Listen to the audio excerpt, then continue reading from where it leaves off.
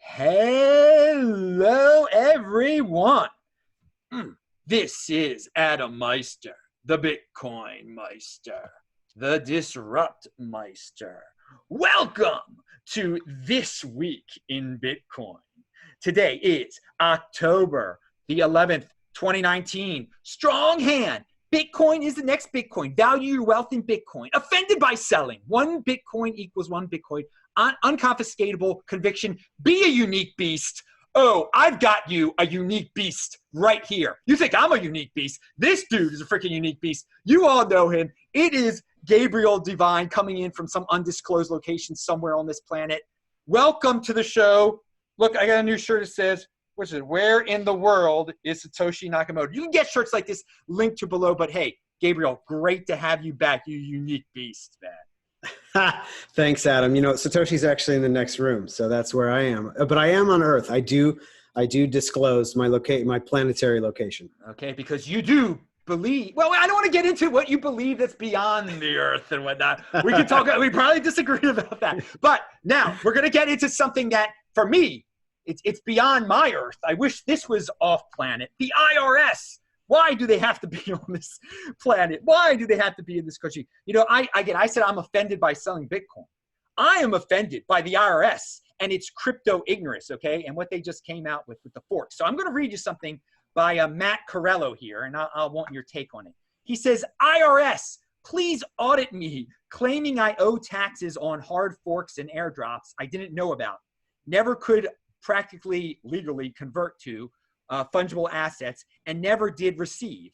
I'd very much love to bring this in front of a judge. So he's talking about the recent guidelines that and it's linked to below, and Gabriel Devine is linked to below, by the way, too, if you want to check him out, that the IRS, they were trying to clarify things. It wasn't very clear. What they said about the crypto dividends, the forks and the airdrops was insane, and I don't think they know what the heck they're talking about over there. But what's your take on it? It's ambiguous, right? So, I mean, every law has some degree of ambiguity, but tax law is some of the worst. And in this case, this is like an especially egregious instance. And specifically, I've noticed that a lot of people are focusing on this verb receive. And I'm totally not a tax attorney. I'm not an accountant. My knowledge is, layperson level when it comes to tax. But, it is interesting to think about what receive means. Like Matt was saying, like, I have no idea about Bitcoin Palladium, you know what I mean? Or what, some crap fork that somebody tried to scam other people with. And it's like, just because I could use my Bitcoin keys to claim this shit fork, excuse my language, crap fork, that is out there, just because I could doesn't mean that I quote unquote received it. And what does receive mean in this instance? How does the government prove that I have taken possession of the coins on a fork chain?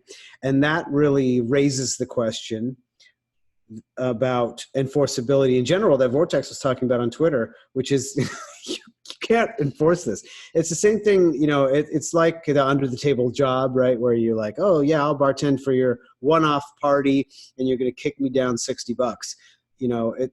They can't really enforce that. Now, when you're talking about digital money and crypto, whatever, people are often specifically using cryptographic tools in order to hide the activity. So then the enforceability is called so seriously into question that it becomes a joke.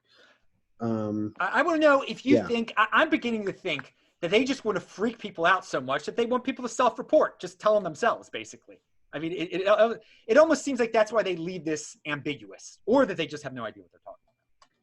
Yeah, I would say that is their MO in general. Like, they want to scare people into paying them. I mean, it's extortion, right? It's classic extortion. If you don't pay them, we're going to lock you in a cage. We're going to hunt you down. Men with guns will come after you. If you try to fight them back, we're just going to send like a huge platoon after you until we overpower you and throw you in a box.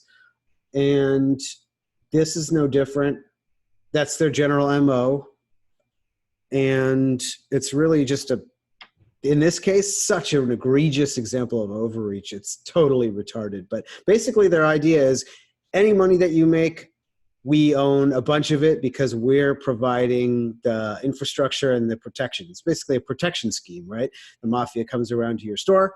They say, hey, we're going to protect you from the other Guidos that come around here. So you got to pay us 15%.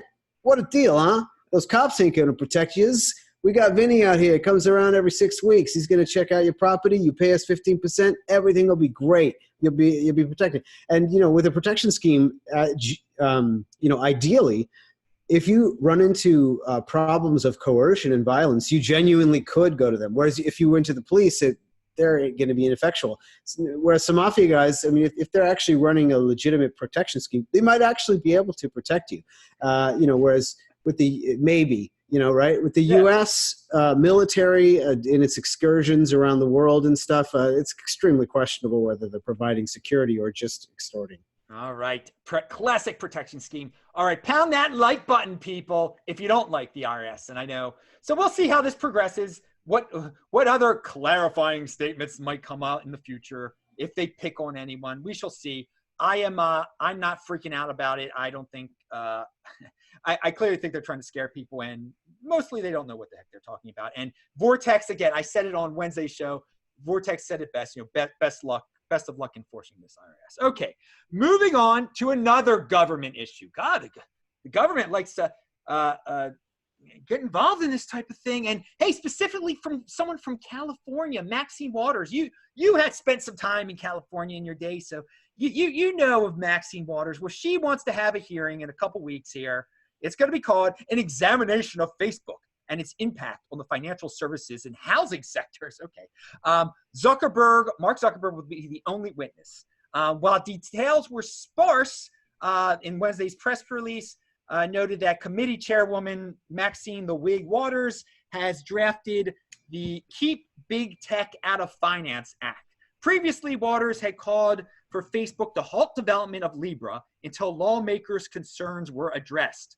The draft legislation prohibits large platform utilities like Facebook from becoming chartered, licensed, or registered as U.S. financial institutions. Okay, she's scapegoating, she's blaming everything in the world on Facebook. Facebook might not be the greatest company in the world. They might spy on you, et cetera, et cetera. I say this is where the big boys play. Let them print their own money. Let them be their own financial organizations. There are lots of corrupt financial organizations. Why them? Why? She's grandstanding, I think. She doesn't know what she's talking about. I'm almost 100% sure. What's your take on it? Is this going to be a big deal when Zuckerberg testifies? Probably not, because it's kind of like a one hearing in a long series of kind of ups and downs and different corporate sponsorships, corporate partnerships, and government crackdowns and partnerships and bribes, just huge bribes behind the scenes. But one thing that I'd like to bring up that this really reminds me of is Mr. Robot. It's a TV show. It's in its 4th season now. It has Sam Esmail, the producer, has a lot of issues stringing together a plot after the first seasons. It's a real problem. But one of the things that they did absolutely nail in the 2nd or 3rd season was the giant corporation, E-Corp in this show, which is like a combo Google, Facebook, Apple almost. They launched eCoin, which is exactly as a centralized, digital thing, and it wasn't working. And then the CEO had dirt on a senator or some high government official, federal, and basically blackmailed him into allowing E-Corp to create loans, which is banking, of course, right? Yes. So, I mean, those are the two functions of banking is lending and, securing and holding, right? capital for other people. So they didn't want to allow it. Like Maxine Waters is saying now, we're going to disallow that, oh, you can't have a banking license, or you can't print this, this digital currency international thing because we're not going to give you a banking license in the States.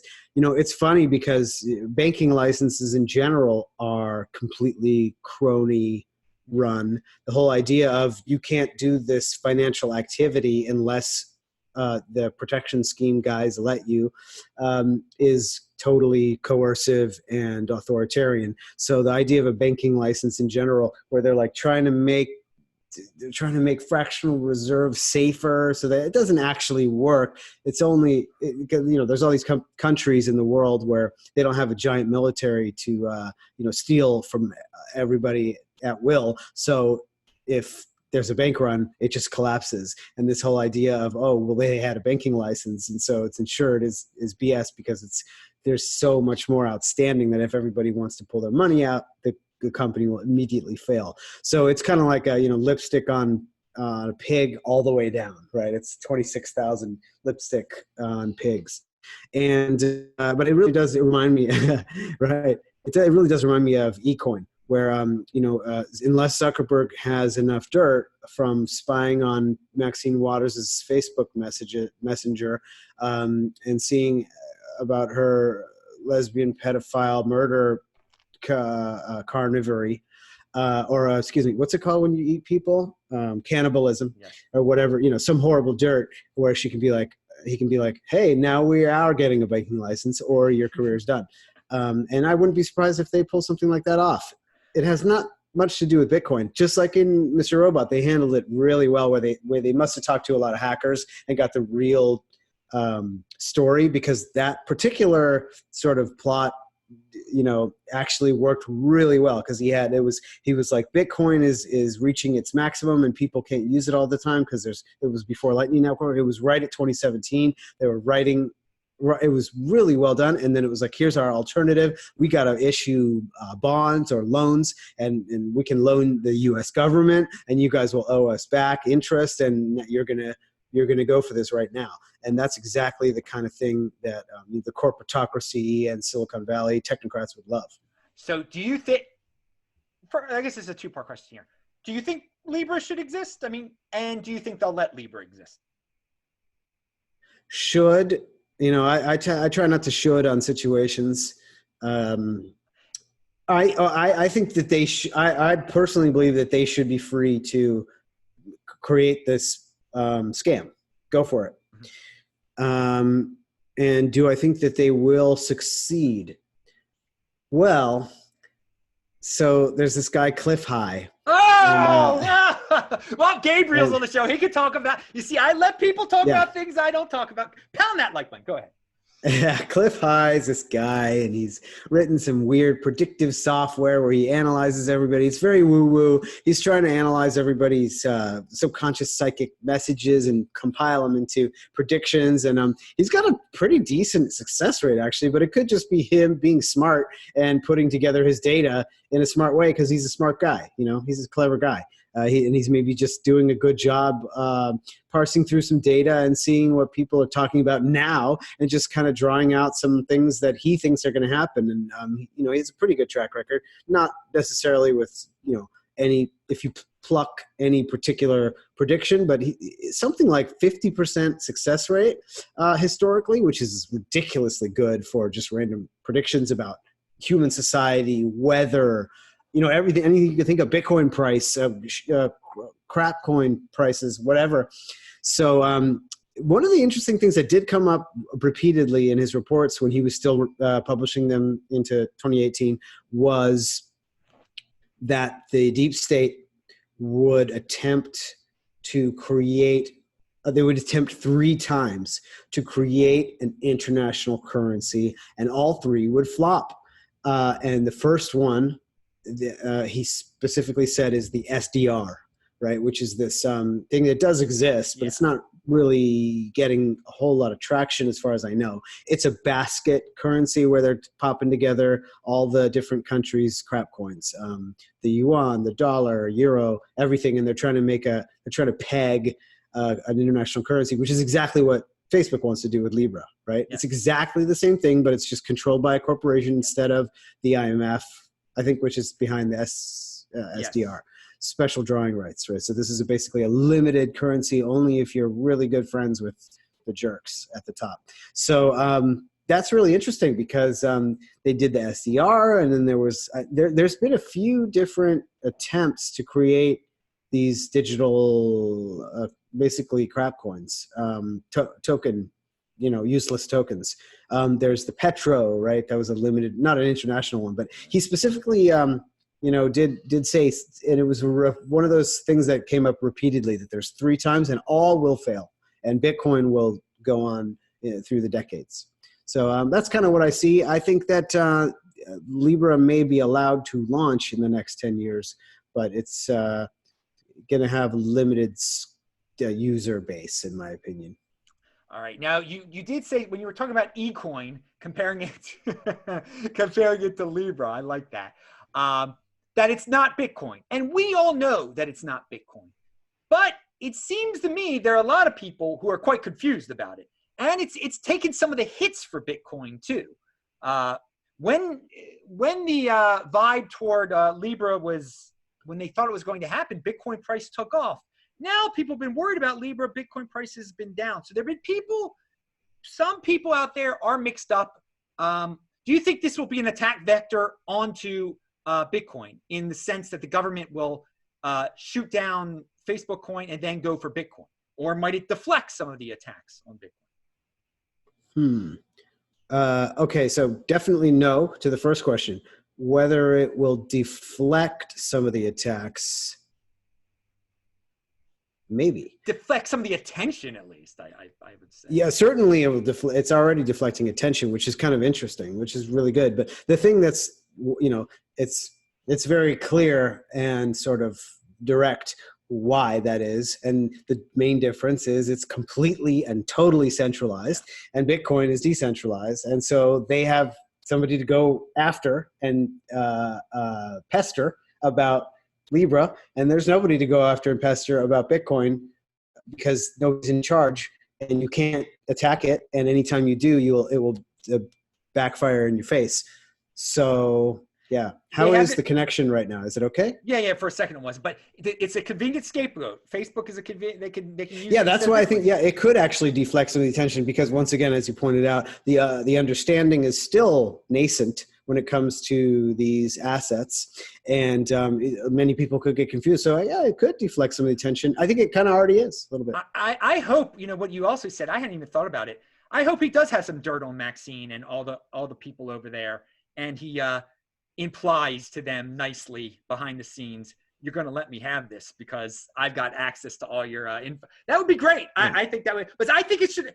This is where the big boys play. I say, let them create whatever they want to create. They should be able to print their own money, just like the United States can print its own money, just like Russia can print its own money. People have to get used to, we're going to talk about how this is the second decade of Bitcoin. People got to get used to this new paradigm where it's not just countries that print money. It's not just countries that print money anymore. I've got one word for you: Meister coin. Pound that like button. It won't be happening. All right.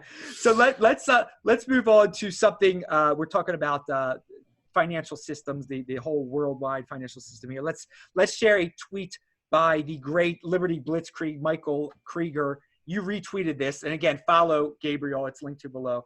I know it doesn't seem like it yet, but central banks are very much losing control of the narrative. This will become very clear over the next 12 months. You agree with this? Yeah, I do, very much so. I really like Michael Krieger, Liberty Blitzkrieg. I think he's at Liberty Blitz. And I would consider him, an acquaintance, a friend. We've chatted a few times. He's been on the show before. I've met him in person. He's a great guy. He's a good guy. Very good. Super cool. Super on the level. Really great guy. I'm probably way more out there than him, but he's got his finger on the pulse, and I really like his perspective. Although I'm also more what you might call freedom. Like, I'm more of a freedom extremist, but Mike has been talking about banking for a long time because of his story. He was a trader. Yeah. 2008 happened. He was absolutely flabbergasted that the Federal Reserve was picking and choosing winners out of the 2008 debacle and not letting the market let the chips fall where they may. And he was absolutely stunned that they stepped in to save, and they let Lehman Brothers crash and they saved everybody else. And it was this whole thing where he was like shocked, and that completely changed his career because he realized, oh my God, this is like way more corrupt than I realized. And and so he changed his career. He now is more of a commentator. He doesn't do, as much in, large scale trading. He's not involved in the banking industry directly anymore, as far as I know.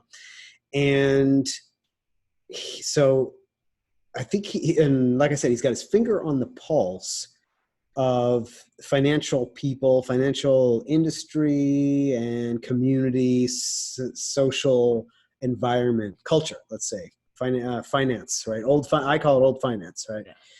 Yeah. And he's specifically, the word he used in that tweet is narrative. And that's so important now because people are attempting to understand a rapidly shifting landscape through the lens of stories, through the lens of, everyone has the stories that they tell themselves about the world. And these stories are memes in themselves. In other words, they spread and multiply and in culture, and they're shared and altered and shared again, and they explode like a virus in culture. And people dedicate mind space to these stories and these narratives, right? It's a framework or context with which you can understand a series of events that are happening that could be unrelated. This is what Sam Esmail needs to figure out with his show, Mr. Robot. Like, dude, just because there are events happening doesn't make it a plot or a story. So these events of what the Federal Reserve's messaging, the Federal Reserve's actions. Recently, we had a panic in the repo market, which is the overnight lending market between large institutions. And basically what's happening there is the same as what's been happening for decades, which is that they're financializing, they're rehypothecating and repackaging these loans and selling them to each other, and then leveraging. And then when something moves, so that's basically like, oh, cool, I can, when something, let's say it goes up 1 point, cool, I can actually make 10 points on that because I've leveraged it 10x, right? But what happens is if there's an outsized move, a black swan, as it were, then boom, immediately everybody gets liquidated, right? People either win a ton or, they say make, but it's really win. It's kind of like gambling. But really much more common is their account immediately gets liquidated to the bottom. And a lot of these, it's because it's lending, and the whole system is based on a series of promises. This is the debt paradigm. There's oftentimes only promises at the base layer. Like there's no asset at the base. It's a loan that you're hoping that somebody will pay back. So it's promises. And when that goes away and the bottom promise, this person says, I'm not gonna pay back that loan, then everything collapses and vaporizes.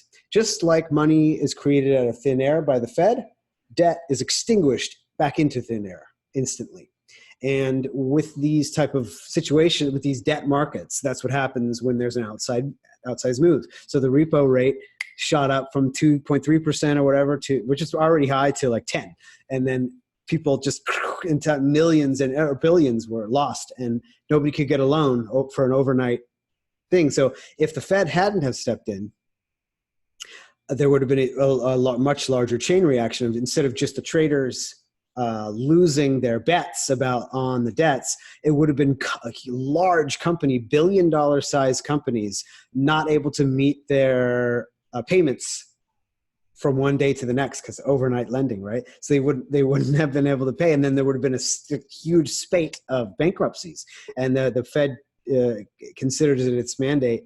It's completely illegal, actually. It's an unconstitutional situation entirely. It's totally a big, giant scam where if you're buddies, if you're golfing with the guy, then you'll get the loan. So the Fed's like, oh, the repo market needs, okay, cool. We've just got a button here and just created 60 billion. So now you guys can play with the 60 billion and everything's cool because that was the shortfall. They're just kind of plugging the hole in the dam, right? So the dam is incredibly cracked after 2008, and they've just been basically trying to plug, and now really the cracks are widening.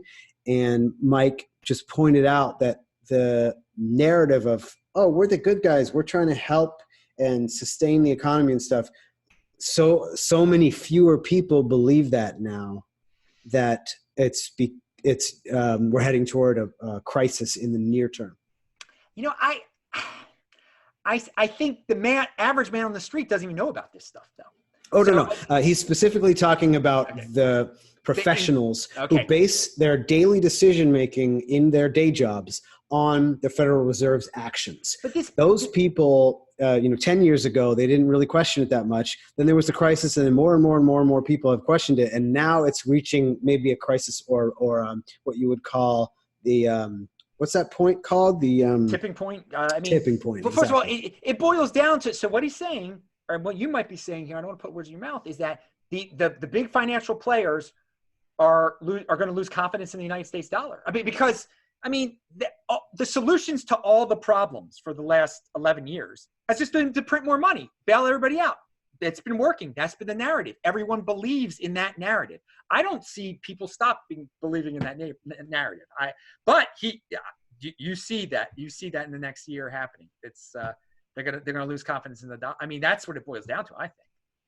Yeah, I think that's going to start happening. So basically, like, I think it's like a domino effect a bit, where first you lose confidence in the officials at the Fed, then you lose confidence in a specific statement, then you lose confidence in the people making the statement, then you lose confidence in the fact that there's an officer that's even allowed to make that decision.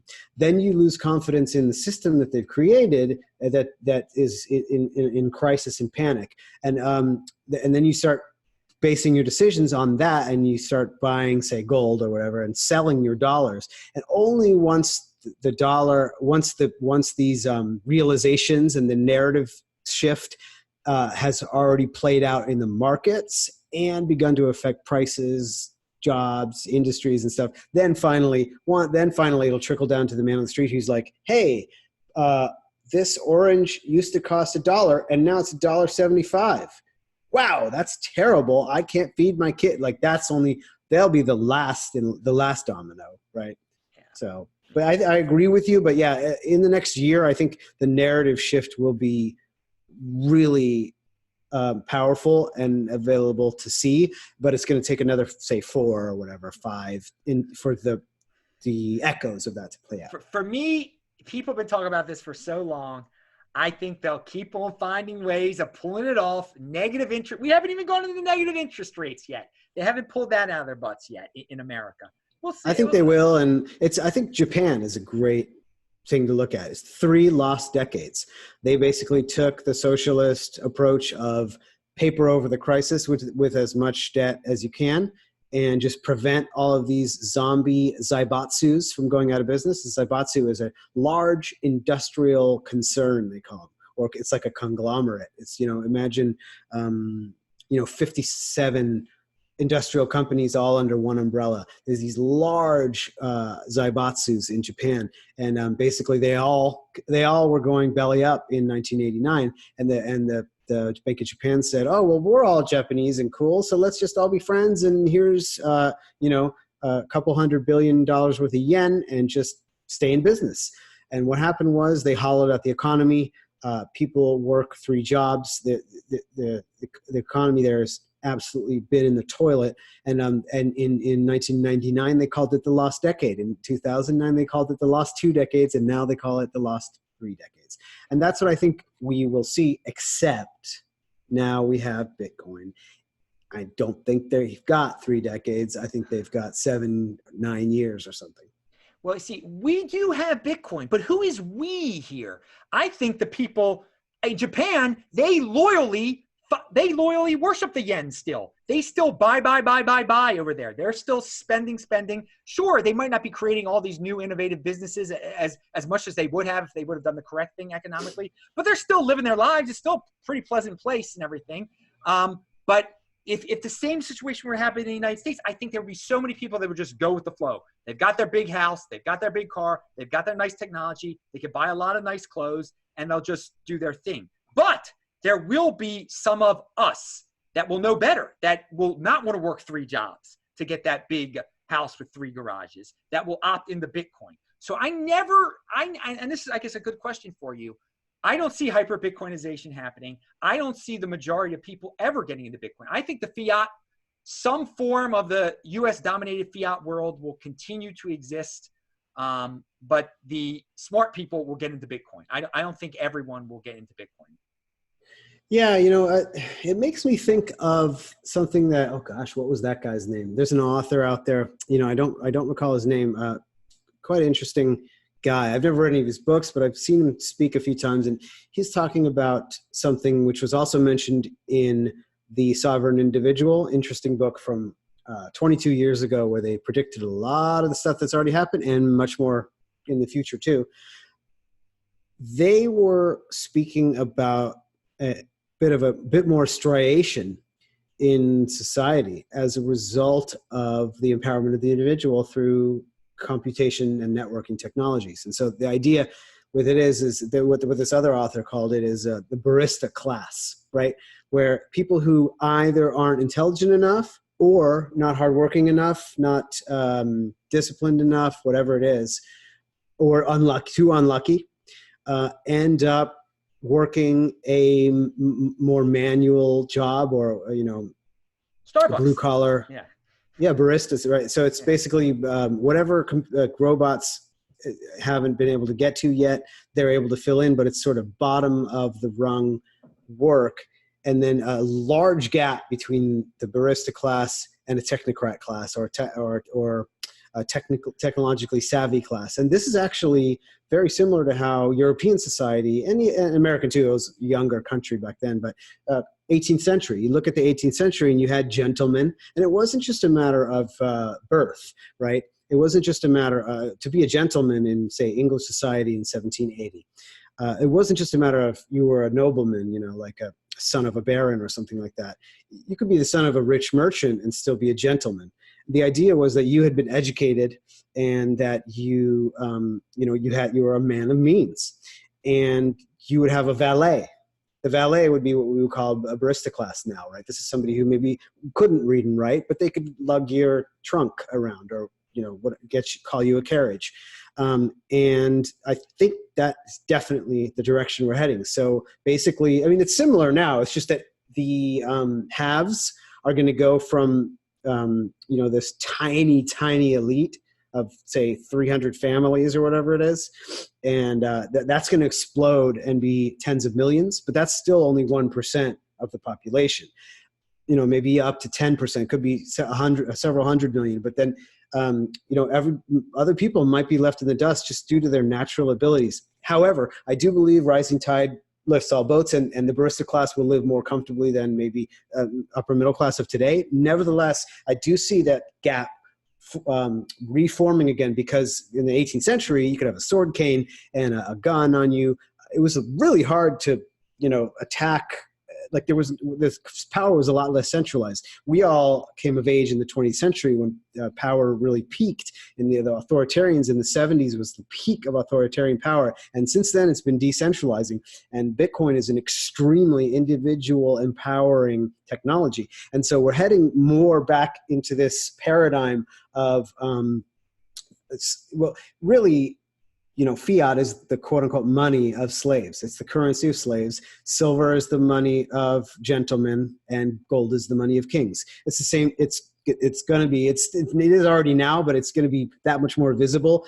Bitcoin will be the money of the, I actually wrote a novel 5 years ago. I finished my novel, and it's a science fiction novel. It's called Feed Forward, and it's about AI and marketing, but it takes place in the near future, and I call them shakers. Basically, the idea is anybody with enough get up and go and a bit of smarts and ability and a little luck can become an entrepreneur. And that's actually where we are now, where you can become a blogger and make a living and blah, blah, blah. Anybody who's a self-starter and really going for it and trying to do their own thing, like Adam, is what I call a shaker in my book, because like movers and shakers, right? They're the people who are really doing stuff in society. I call them shakers, and that's this exact same thing. It's the opposite of the barista class. It's the entrepreneur class, the people with a little bit of means, at least, and a lot of maybe natural talent and certainly discipline. So I want to say, you know, the future is really bright for everybody, but I definitely see much greater amounts of what leftists like to call inequality. Even though everybody will have access, the access will be much more democratic than ever before because people will be coming online. Smartphones will be $5, you know, all that stuff. Anybody who has the desire and a modicum or enough ability to enter the world marketplace will adopt Bitcoin and become a shaker.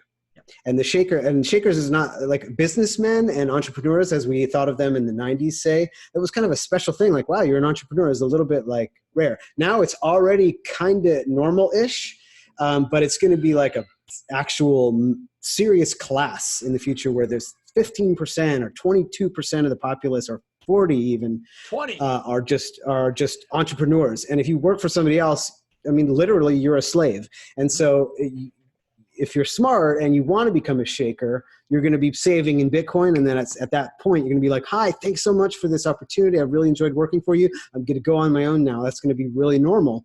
And so, but we're going to see this striation. If you're a little bit mentally disabled or whatever, you'll be a barista. But I'm thinking that there's going to be some amazing technological advancements that will make those people's lives, you know, comfortable too, but they won't have means. They won't be able to start a lot of stuff. This is beautiful. Golden age of the 2020s is just starting out now. What you described, the people familiar with this show know, what he described as a shaker, I describe as people in motion.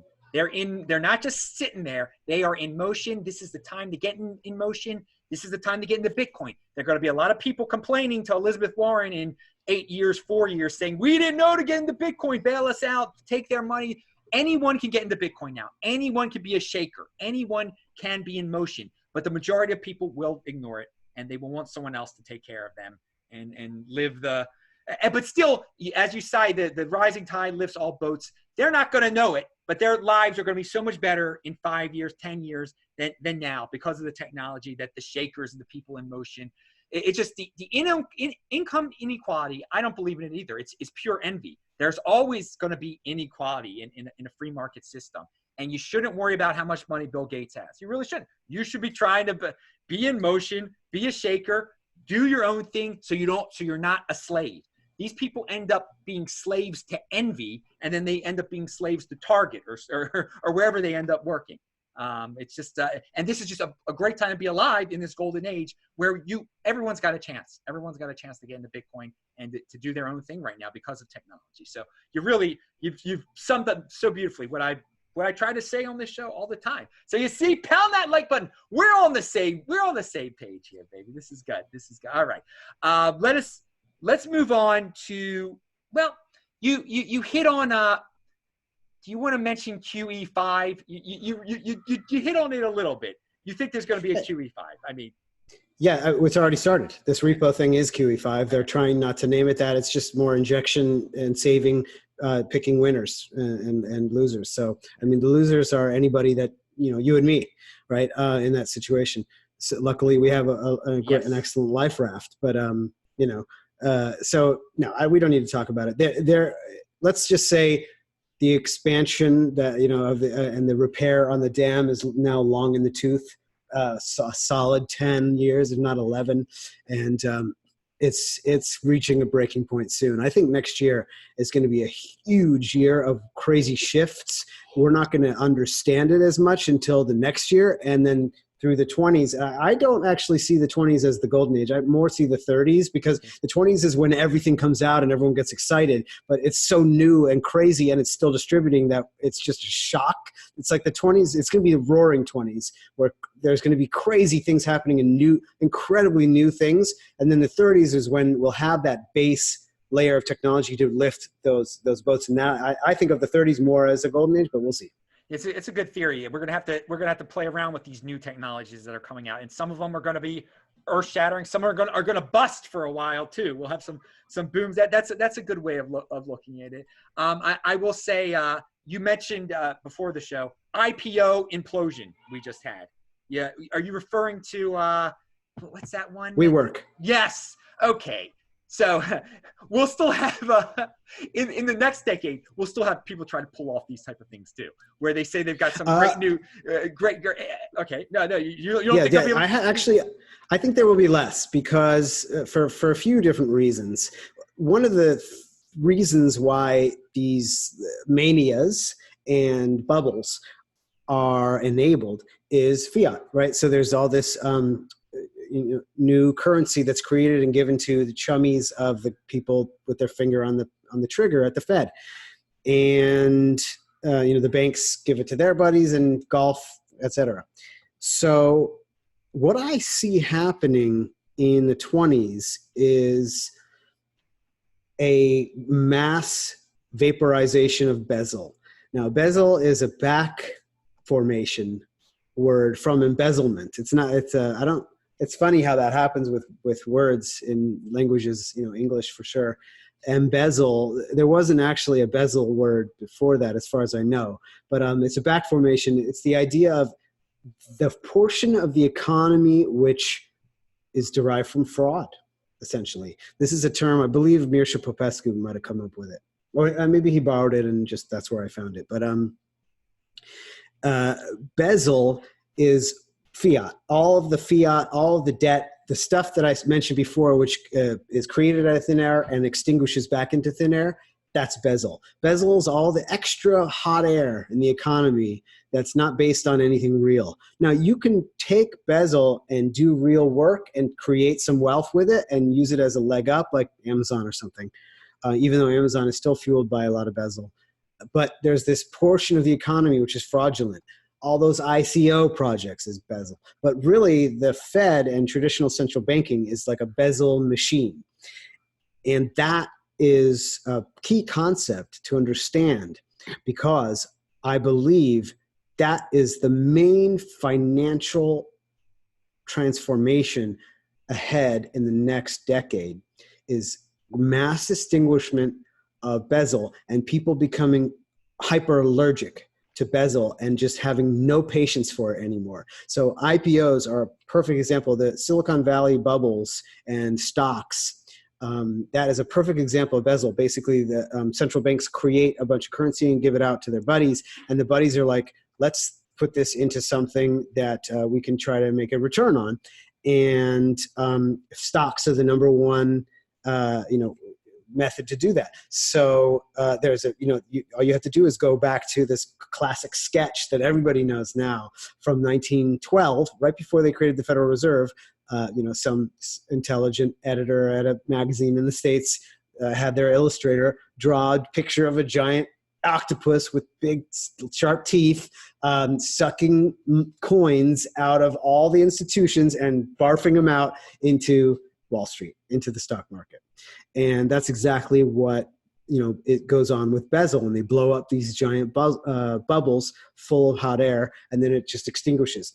We're going to see mass extinguishment and mass vaporization of bezel and frauds over the next 10 years. It's going to be a huge shift societally and culturally, where people will be so skeptical of these things, and there won't be the gambling because there won't be as much fiat out there for them to spend on it, because the fiat will be depreciating so fast that they won't even, like the whole fiat machine will be in the process of collapsing, and people will become, investors will become far more conservative. And so the malinvestment crisis that has been building for 106 years will vaporize, and the entire culture will shift. Not on a dime, but over just a few short years, the entire culture will be different. And all the young Gen Z will be real confused by everything that came before, and it will seem normal to them. But millennials and everybody older, it's going to be a massive cultural shift that we're going to undergo and see. It's a very logical scenario that you put out there. Not that I necessarily agree with every point of it, but it makes total sense. What I was thinking, though, is that we will enter there'll be so many new technologies, the nanotechnology, all sorts of, that the investors won't even understand what some of this stuff is. And some of them will be so excited about it. And there'll be all these little companies popping up that are going to be doing the nanotech, doing the self-driving cars, doing this, that people will be throwing money at them. But if there's not as much money out there, then that won't happen. So that's your take on that, definitely. But well, I would say that they're not those two sort of patterns of behavior or actions are not mutually exclusive. Yeah. You can have tons and tons of speculation, but just have a generally more careful level of inspection. The WeWork prospectus for their IPO was absolutely retarded. Yes. And anybody who would look into no one looked numbers, at it. No one read it. I don't think anyone read it. Did anyone? I mean, that was incredible.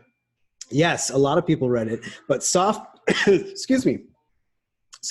did not read it. So now they're $5 billion in the hole, because I think they did read it and they were just like, you know what? Nobody else is going to read this, and they're just going to pour this free money, because they don't know what to do with it. And then the tide went out and they were the naked ones. So I think that you're going to have situations where you're not going to have unicorns like that. You're going to have scrappy startups like you were describing, where it's like, hey, we just did our technology demo in Pasadena, and we've got nuclear, low nuclear reaction, or whatever new technology we've got, it totally works. We've got it. So jump on board. And I think we will see more ICOs, but it's going to be a bit more tempered. Certainly Bitcoiners, won't be sending out their Bitcoin to somebody else's address easily, like in 2017, as easily as 2017, but there still will be plenty of speculation and plenty of investment going on, but it won't be fueled by that debt underneath it. Silicon Valley VC companies love to say, well, we don't really do that much debt. We're mostly investing proceeds and capital that we've developed. But it's like, okay, dude, a lot of the companies that you're investing in had access to debt, and that they won't have. They would never have had that in 1915. They would never have been able to get a bridge loan for $6 million for the year just to get them across until they have another million users. That they just wouldn't have gotten it. So I think that we're going to get into a place where there will be plenty of speculation, but but lending and interest rates will be far higher. So your idea must meet a much higher bar and sooner. People are not going to have maybe quite as much patience for an Amazon to take 18 years to reach break even. They're not going to be able to borrow that much debt to do it. Well, speaking of the tide going out and revealing SoftBank, tell us about the cruise you were on, the Bitcoin cruise from in Southern California. What happened. Who was on it? Well, I got to hang out with Thomas from Mad Bitcoins from the World Crypto Network for the very first time. I've been doing shows with him.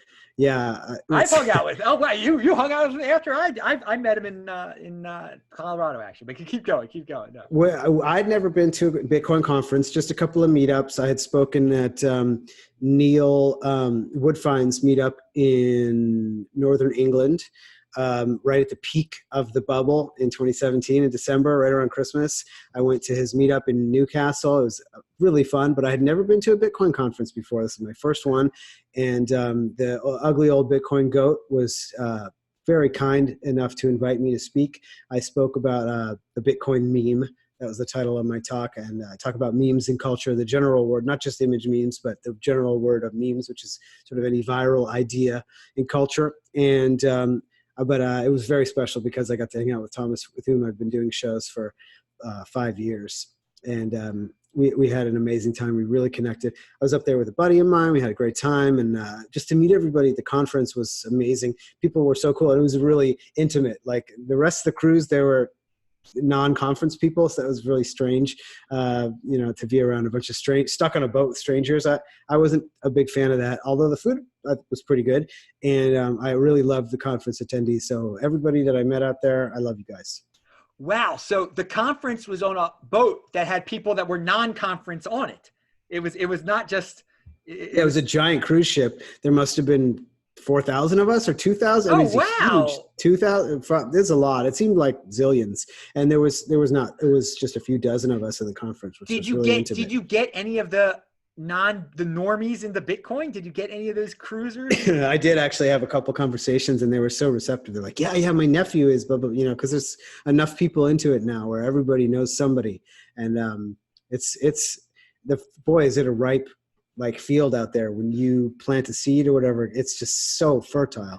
Well, right now, who is buying Bitcoin? Because it doesn't appear the regular retail investor, the regular guy, is buying it right now. Yet the price has been pretty well. Since January, it's gone up quite a bit. Not that I care about the fiat price. 1 Bitcoin equals 1 Bitcoin. Remember that. Pound that like button. But who do you think's buying this now? Or is anyone buying it? What do you think about the retail market and newbies coming in? Certainly people are buying it. I mean, on average, at this price, if it stays flat, that means, 15 million, $16 million a day is actually being injected into the Bitcoin economy because of the, inflation rate. The miner subsidy is creating 1,800 Bitcoins a day right now.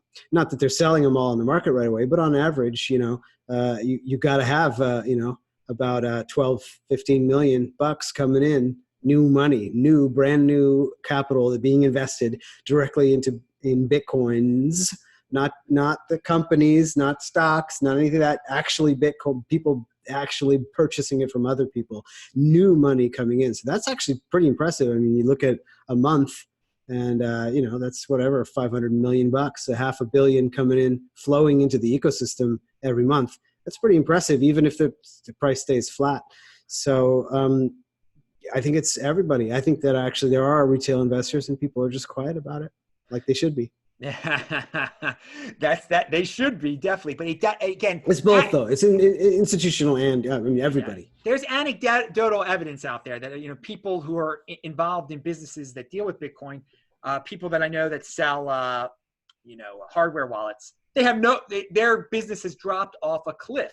So to them, it appears there are not a lot of retail people, just common Joes and Janes that are coming in as much as that were coming in back in 2017 and stuff. And I think, yes, there was obviously a large influx at that time, as shown, because there's little liquidity. If a lot of people flood in, the price will go up disproportionately.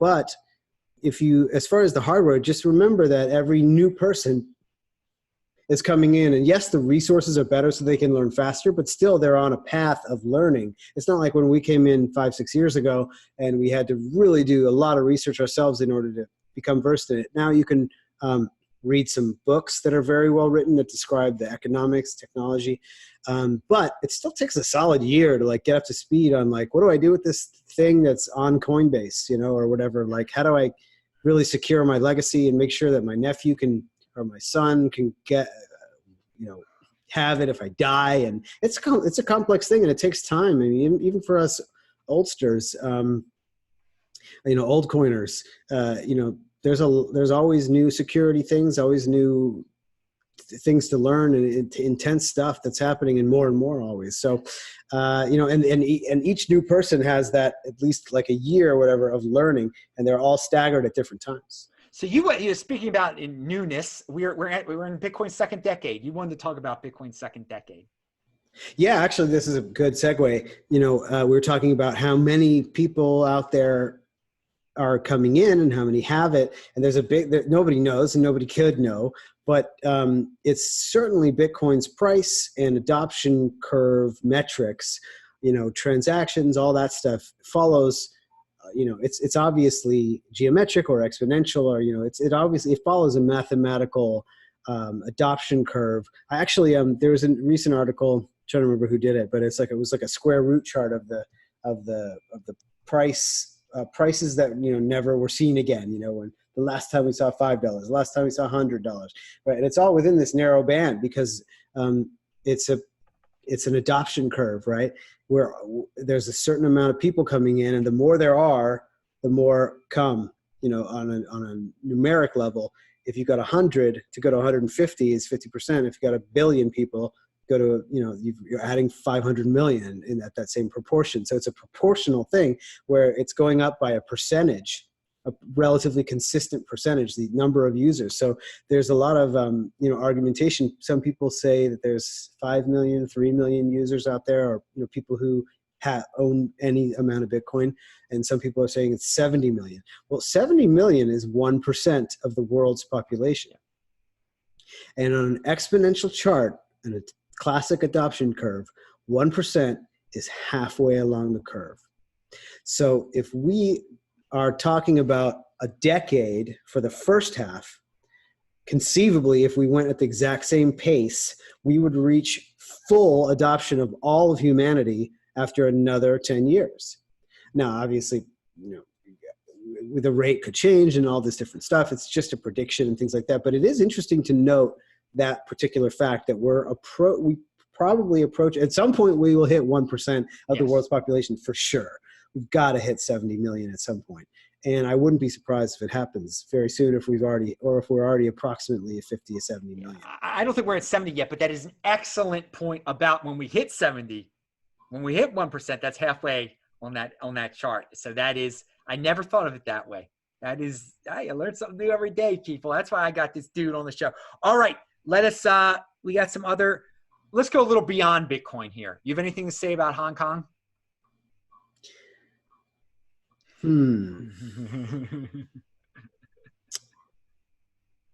Yes. Hong Kong, Paris, Venezuela, Argentina, and what's the other? Oh, Catalonia. Turkey? I don't know.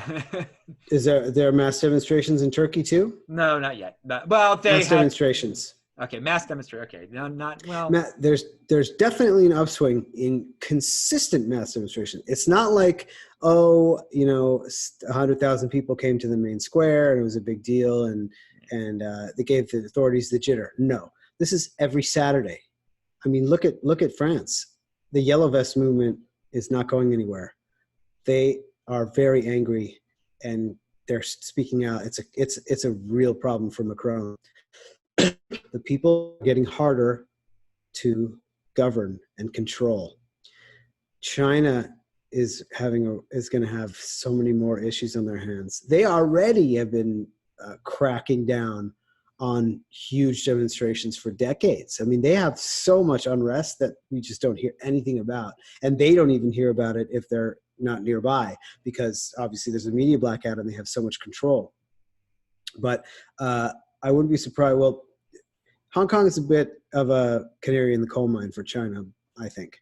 We're going to see this trend continue in any jurisdiction that is reaming its populace, which is nearly all of them.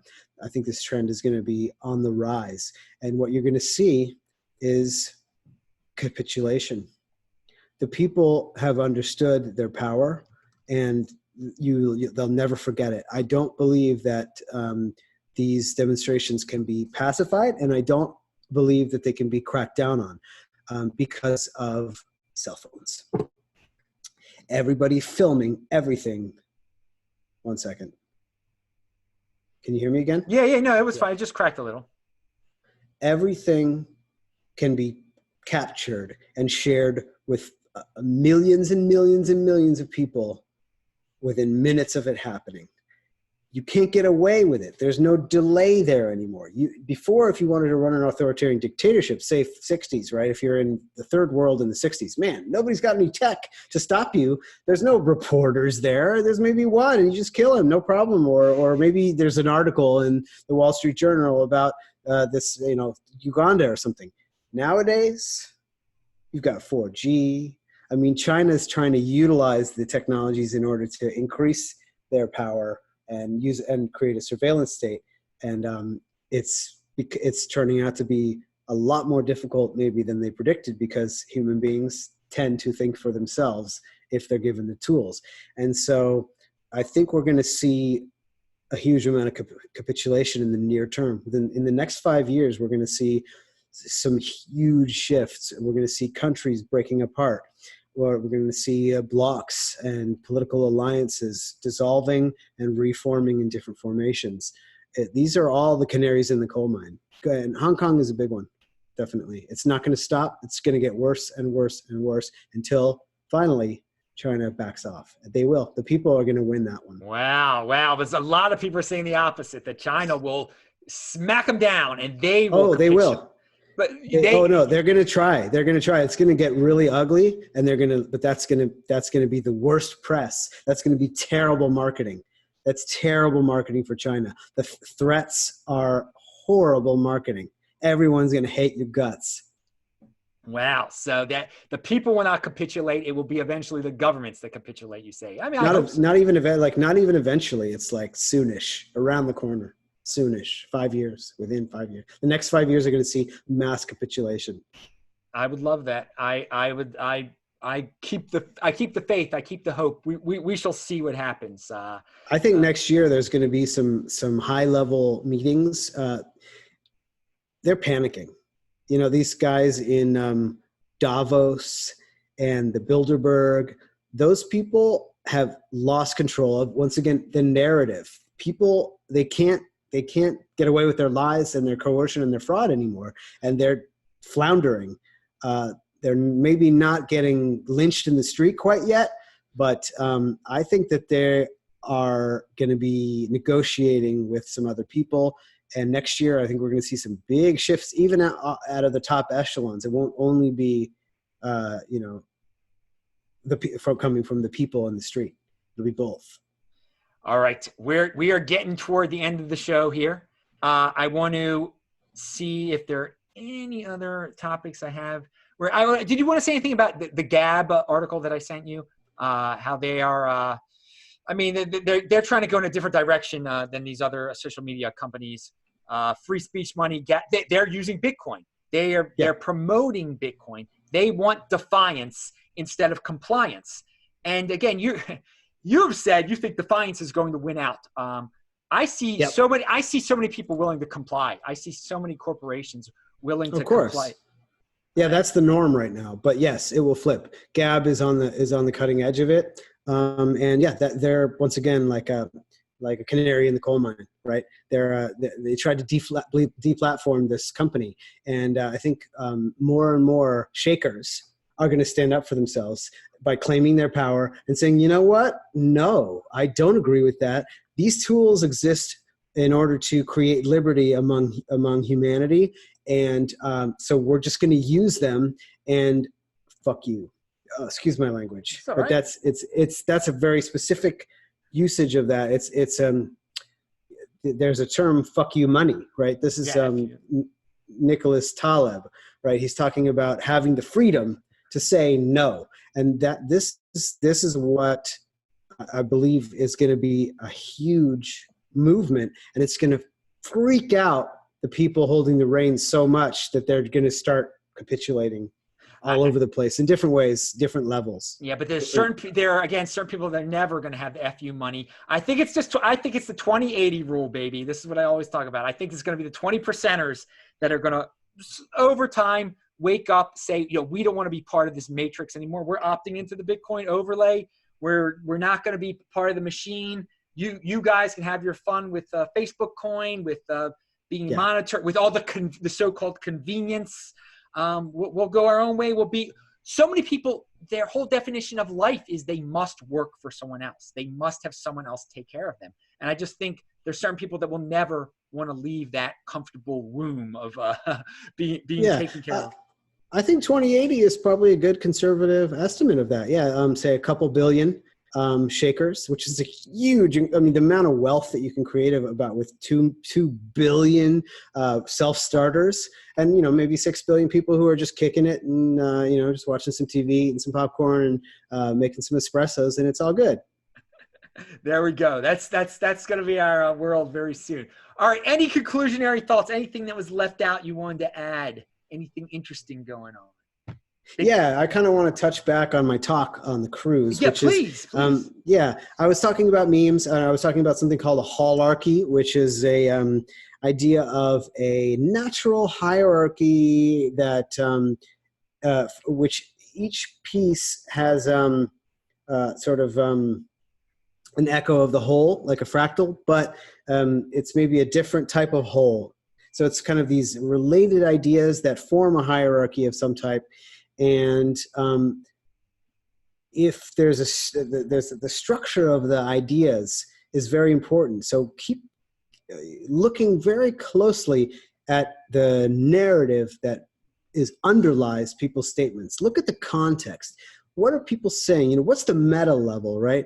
I was talking to some guys on Twitter today about, I was trying to emphasize that Trump, part of the reason, in fact, possibly the main reason why he won and why he's able to be, to grab the zeitgeist right now is his ability to tweet so effectively. He's an incredible tweeter, and his tweets are really defining. They're narrative defining. He uses the tweets very specifically to advance his narrative, and unless you can do that in this day and age, you'll never succeed as a politician in the West. In the developed countries, you have to be an amazing tweeter, or you'll never succeed. And you know, people were saying, well, a lot of Americans don't like that. And on Twitter, they were responding to me. They don't like that. And they're not on Twitter. And I was trying to emphasize that both of those points are so completely irrelevant. Number one, if you're not on Twitter, you'll still see those tweets, because the mainstream media are now way behind the curve, and they are reporting on tweets, which are statements by individuals that cannot be spun. Right, that's why it's so powerful. The field, the landscape, political landscape, and the media landscape.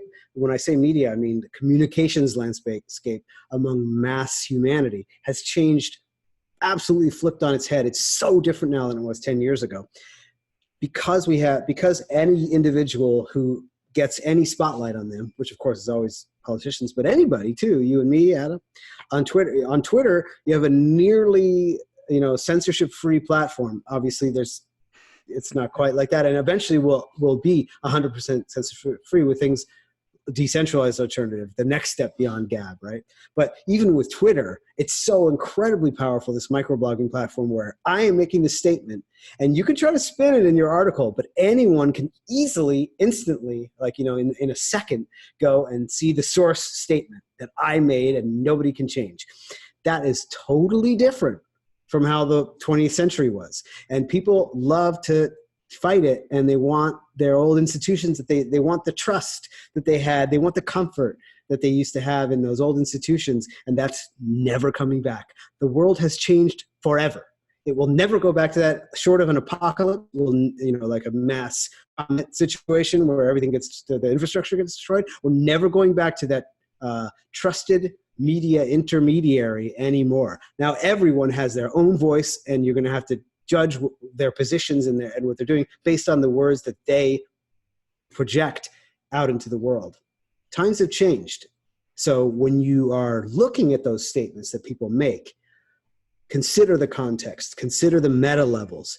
What is the narrative that they're trying to advance? And what is the context from which they're trying to express something?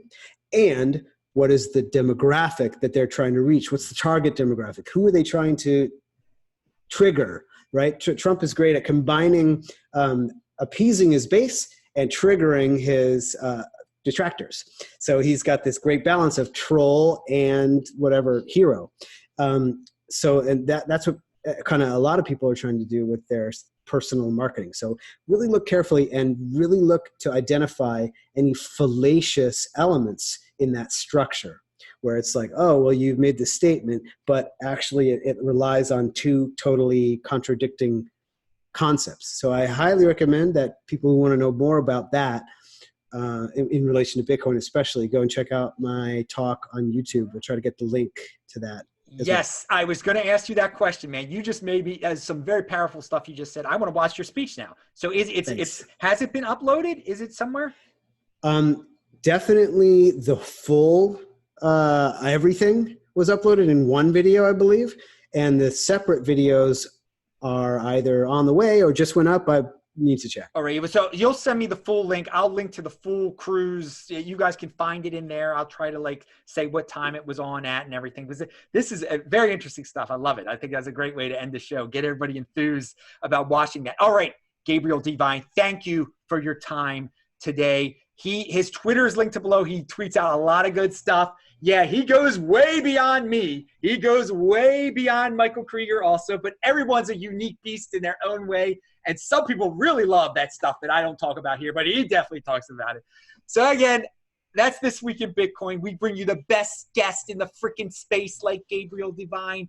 Every Friday, you can catch this show. Who knows what time it comes on? It depends on where I am. I'll be in Australia next week, so who knows what's going to be going on then. But anyway, I'm Adam Meister, the Bitcoin Meister, Disrupt Meister. I do a new show here every day. Saturday is the Beyond Bitcoin show. Every other day in the week is just the One Bitcoin show. You never know what you're going to get here.